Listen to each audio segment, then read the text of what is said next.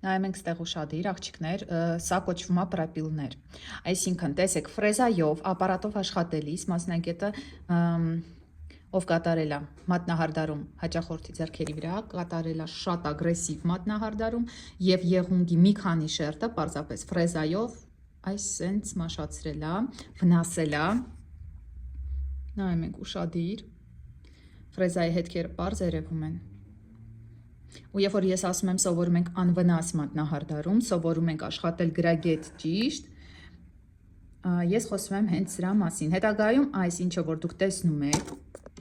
իջնելու է ներքև, այս հատվածից իջնելու է ներքև, ու այդ հատվածում եւ ճաքեր են առաջանալ, եւ դեֆորմանալու է եղունգը փոսի կընկնի աճման կետերի, այս աճման կետերի հատվածում փոսի կընկնելու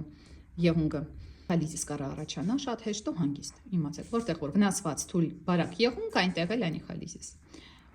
Ստեղ էլ ենք տեսնում նույնը։ Ուշադրություն ենք դարձնում նույնը նրբամաշկին, վնասված նրբամաշկա, իր հետ նույնպես պետք է աշխատել հատուկ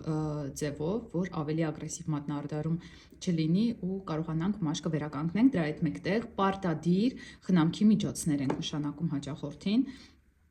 որ տեսնենք արդյունքը ոնց է լինելու։